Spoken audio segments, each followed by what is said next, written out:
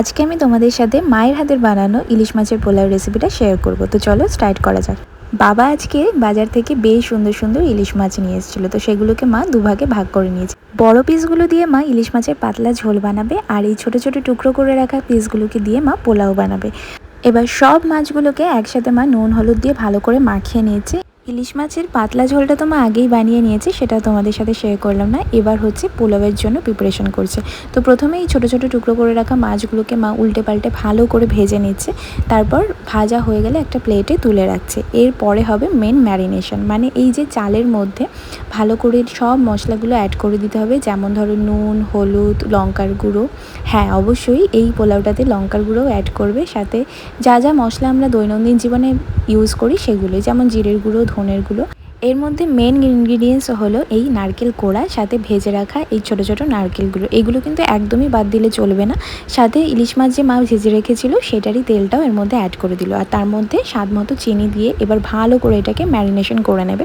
এখানে মা 1.5 কিলো মতো চাল নিয়েছিল, আর সেই অনুযায়ী মশলাগুলো এর মধ্যে অ্যাড করেছে। তোমরা যে যতটা পরিমাণ চাল নেবে সেই অনুযায়ী মশলাগুলো দিয়ে দেবে।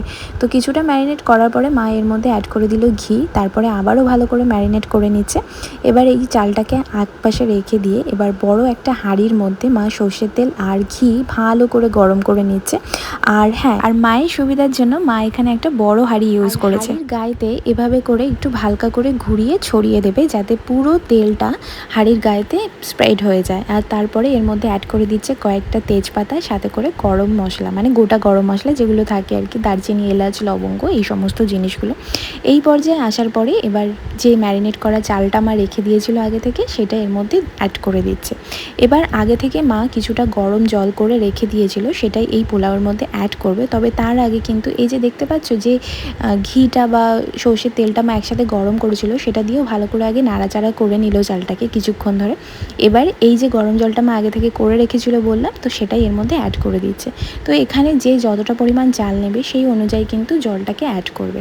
তো এই পর্যায়ে মোটামুটি আরেকটু নাড়াচাড়া করে এবার মা ঢেকে রেখে দিল কিছুক্ষণের জন্য।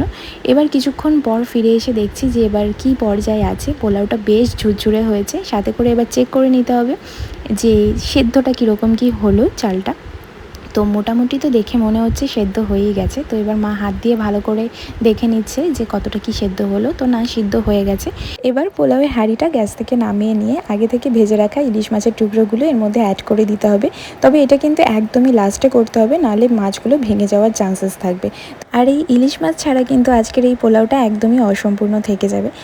এবার হালকা হাতে মাছগুলো পোলাওয়ের সাথে মিশিয়ে নেওয়ার পালা। এই যে দেখতে পাচ্ছ মা যেভাবে একদম ঝাঁকিয়ে ঝাঁকিয়ে একদম আলতোভাবে কিন্তু মাছগুলোকে মিশিয়ে নিচ্ছে। আজকের এই পোলাওয়ের টেস্টটা কিন্তু ঝাল আর মিষ্টির কম্বিনেশনে হবে, দুটোই কিন্তু বেশ ভালো লাগবে খেতে। আমার মা তো ইলিশ মাছের পাতলা ঝোলের সাথে এই ইলিশ মাছের পোলাওটা আমাদেরকে সার্ভ করেছিল। আর তোমরাও যদি আমার এই রেসিপিটা দেখে বাড়িতে ট্রাই করে থাকো, তাহলে অবশ্যই কিন্তু আমাকে জানাতে ভুলো না। চলো আজকের মতো আসি, বাই।